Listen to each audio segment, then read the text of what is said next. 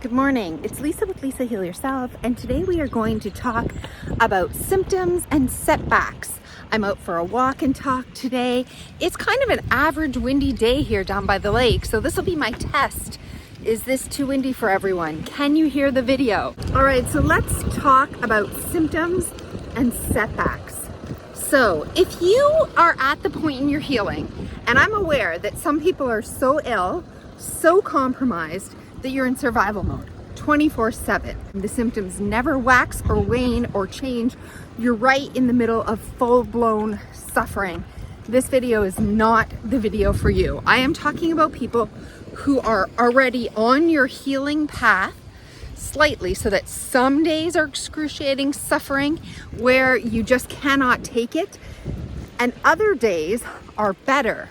You have improved symptoms, you get some breaks, you get your symptoms calming at points along your journey. So this is what we call, the waves. It's really bad one day, better one day. Not necessarily improved or no symptoms, but better, tolerable. One day intolerable, the next day tolerable.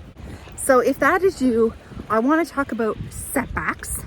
I want to talk about symptoms. If you are finding that you have a day, an hour, a couple of days, maybe even a week of milder symptoms, or even no symptoms, but just better, you feel better, your symptoms are calmer, and maybe you have a month of this, maybe you only get an hour of this, but if you get any period of time with this, and then you get a flare or a setback, you know what I'm talking about. For a couple of days, you feel like you're okay. You can live. You can do something. You can interact with people. You can carry on with some form of tolerating your illness and life. And then there are days where you're just crying. You're on the floor. You can't take it. You feel like you've been set back, and you're saying to yourself, "What did I eat? What did I do? What did I think? Was it this? Was it that? Was it this?" And your brain is going monkey mind crazy to try to figure it out. What was the factor where you went from here to here? And sometimes it happens gradually. Sometimes you're like, "Oh, I notice. Oh no, it's starting to happen. I'm starting to feel that symptom. It's ramping up. It's getting worse." And then it's kind of like a gradual until it's like really bad. And sometimes you're just here, and then like within a matter of minutes, 10 minutes, 15 minutes, 20 minutes, half an hour, you're all the way over to the other side and you're like in hell. So what's happened? How do we figure out what has happened and what do we do? So first, I want you to remember that there's 3 components to this. There's a mind, a body, and a soul. So you have your physical body, you have your heart and your emotions, and you have your spirit. So you're gonna have things like your physical body that you need to look at and figure out what's going on. And you also have your patterns, your unconscious beliefs, behaviors, patterns, and also your emotions, your feelings. So these are the 3 things that are going on with any setback. I'm gonna start with physical because we always start with physical. Whenever we feel a physical symptom that is starting to ramp up, or we cross over and we feel this flare or setback, whatever you want to call it, we always immediately, what happened? What did I do?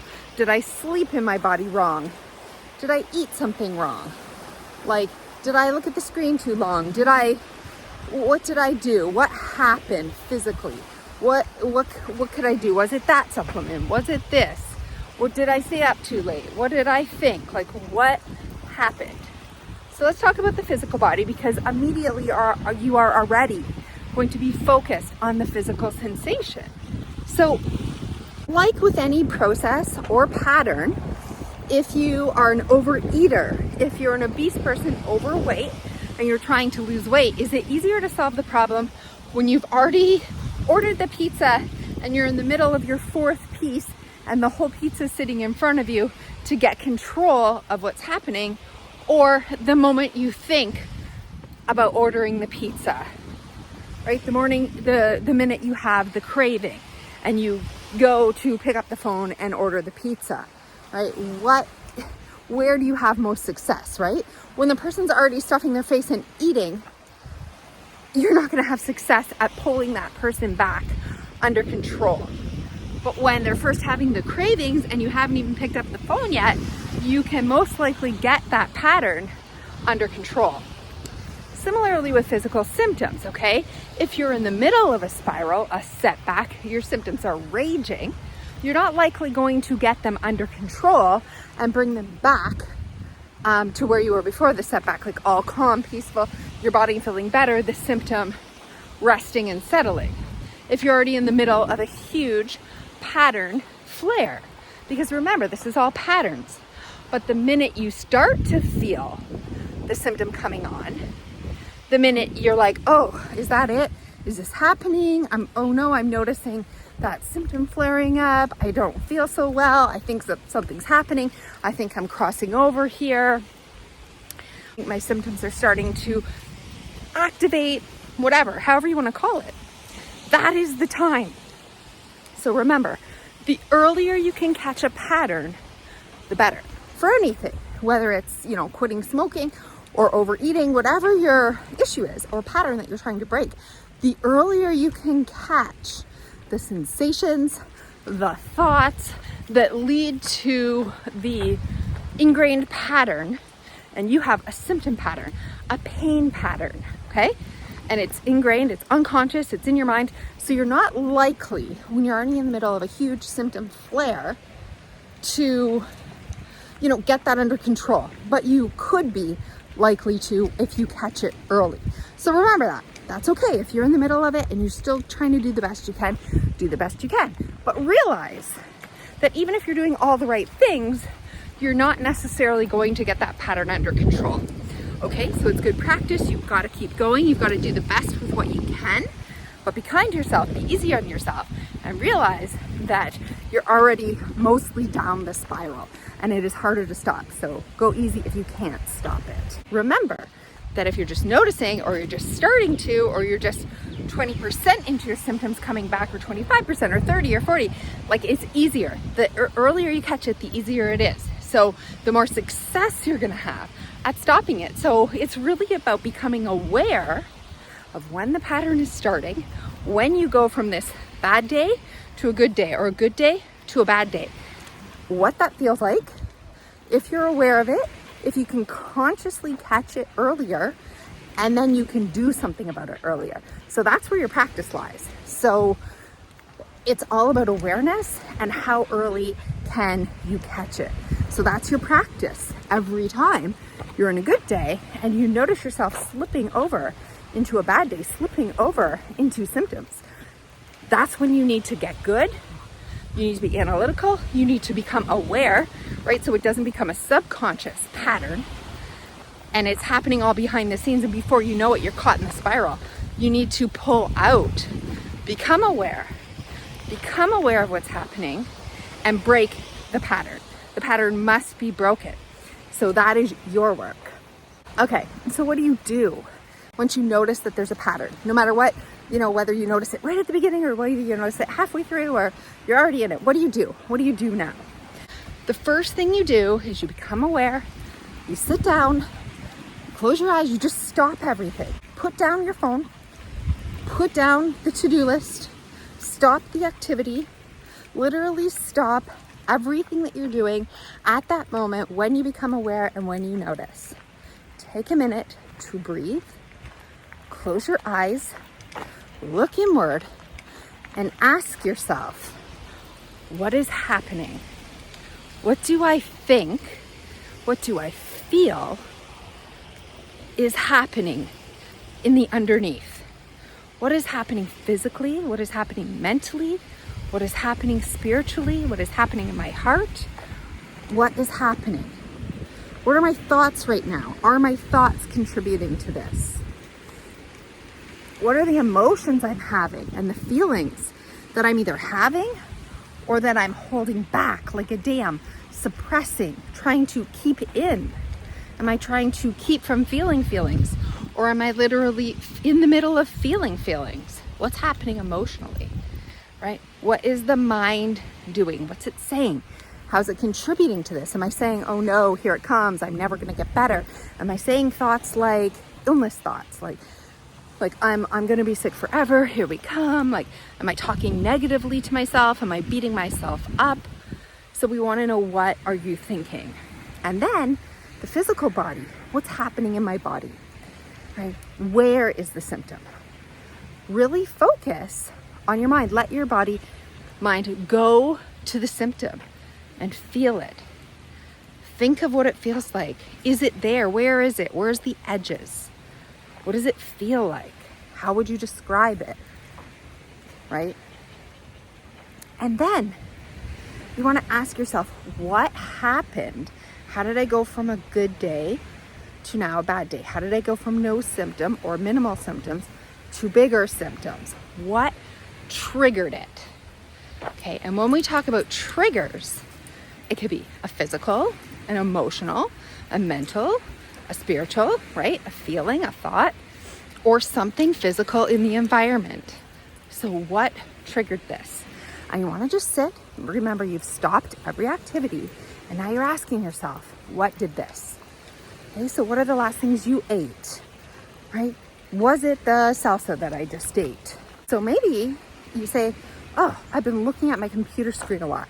I've been scrolling on my phone. This could be hard on my eyes. Is it a headache? Is it nerve pain? Is it facial pain? I've been looking at a screen. Why am I doing this? Or I stayed up too late. I'm exhausted. My eyes are tired. They're strained, right? I'm not breathing the fresh air. I've been doing too much physical work. I'm doing too much worrying. I'm working on a task that I hate. I'm thinking about a person that I don't like. I'm worrying about a situation I can't control. Now, as you're zeroing in on these questions, and answers are kind of popping up all over the place. Some could be physical things, some could be emotional, some could be thought related, feeling related, things that you ate, things that you did, things in your environment, whatever. You just let them pop up. You let them pop up. This is your intuition. You focus on your heart, you focus on your breath, and you just, what is the real thing? What is it really? You ask yourself, what is it really? And you narrow in on the one or two things that kind of tug at you, like, I think it could have been this. I really think it could have been this. And then you stop those things immediately. So if you are somebody who gets facial pain or headaches or, eye pain or anything like this, I'm going to give you that example because a lot of the time that's me. And I'm on my phone or I'm scrolling and I'm like, could be the phone, could be the scrolling energy of the phone, right? Then you stop it. You don't, an hour or 2 hours later, even if you got a little bit of relief or a little bit of improvement, or you're just bored, or you want to do something, or there's something you forgot to do, you literally do not go back to a computer screen, a phone, anything until you are symptom-free again. Even if that's not the thing, you do not participate or engage in anything that your mind or your heart or your intuition has told you could be the thing, like for a day, for 3 days, for weeks, for a month, for a year, for however long it takes until you feel completely normal, okay? Until you feel settled. I mean, if you've never been at a normal baseline, then it's until you're back to a good baseline, what you would consider kind of, your better days, your best days. Okay, if it's a food and you've just eaten, say, salsa on something and you're like, oh, maybe it's the nightshades, or maybe it's this kind of food. It could be any kind of food, right? And then the jar's open and the next mealtime you're like, oh, I should just finish that. No, you do not go back. You do not take another bite of any suspect food ever, period, again, until you're settled and you feel good again. And then if it flares, again, you cut it. But then you're like, you're catching a pattern And if it didn't turn out to be that thing, the next time that thing won't affect you. But if it does, you are going to know. So you got to take action. Once you ask yourself, once you narrow it in, once you hear your intuition say, I think it could be this or this or this. Okay, no more than 3 things. Focus in on 1, 2, 3, whatever, even just 1 or 2, whatever you think, but never more than 3, because it's too wide a net. And then stop those things. Take action. You must take action. Basically, to take no action. You stop. You stop everything that could potentially be causing you symptoms, causing you setbacks, and you break the pattern immediately. You just break it, right? Like if you were a smoker and you subconsciously take a cigarette out of the pack and light it up and start smoking, and then you catch yourself, you realize, oh my God, I didn't want to do this. Now I feel bad. I'm in this middle of smoking. I should be quitting. As soon as you realize and you become aware, take the cigarette, you break it in half, you put it out, and you don't do it again. I mean, that's a quit, right? So, and taking that back, if the person catches themselves in the impulse before they've even taken it out of the pack, even easier. They just don't move their hand to take it out of the pack. So the farther back you can go, the earlier you can catch it, the way more success you're going to have. It's much harder for a smoker to put it out in the middle of cigarette, mid-cigarette, than it is to not light it at all. But the same goes for mental and emotional things. What feeling am I suppressing right now? Or what feeling am I overwhelmed with right now? Okay, stop it. If you're suppressing a feeling, let it out. Allow yourself to feel it in its entirety. If you've already been feeling it in its entirety and you're overwhelmed by it, then feel it until you can focus on something else and replace it with a different task, a different thought, a better thought, and you have to break the pattern. You have to break the pattern right then and there. Same thing with thoughts. Are you thinking thoughts that are not useful, that are illness thoughts, that are thoughts that are keeping you sick?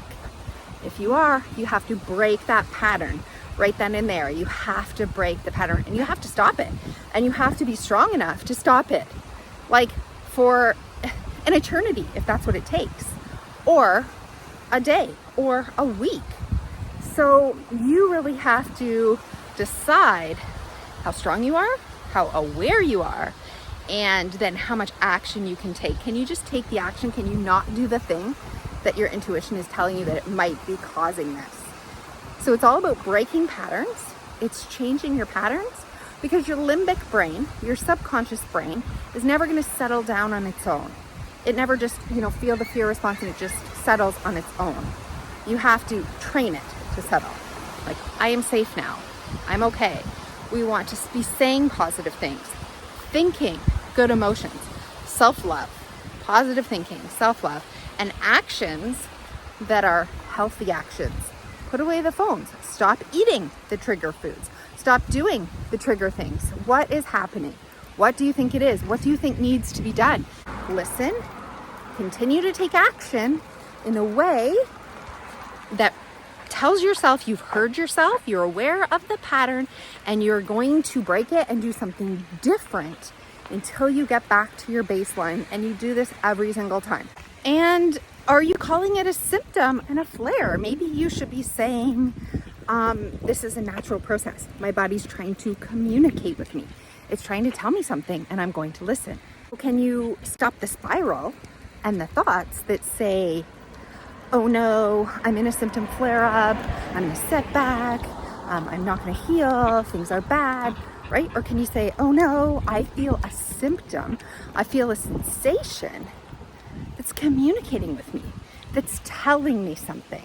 I've either done or thought or felt something that's troubling to my body. It's trying to communicate with me.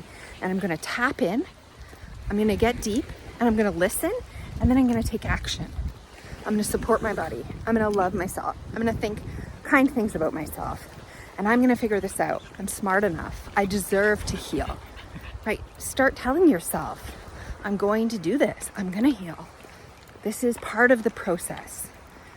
This is part of the process. My body's scared. It needs to be calmed down. I'm in control. I can control my thoughts. I can calm down my out of control central nervous system, my limbic system, my fight or flight response. I can settle it with words, with thoughts, with comfort. I can get myself out of fight or flight and in to rest and repair. And I can bring myself back to homeostasis. I can do that. I can listen inside. I can hear my own intuition. I can figure out what I think might be causing this, and I can take action. I'm strong enough to stop doing it, even if I like it, even if it's comforting to me, even if it's a habit, even if, there's all these other reasons. I'm strong enough. I'm worth it. I can stop it. I'm going to figure this out and take action every single time until I heal myself. Doesn't that feel better? So I hope this video has been helpful. If you like it, give it a thumbs up, please share it, comment, and let me know if parts of this was too windy for you or not. And I will see you again in the next video.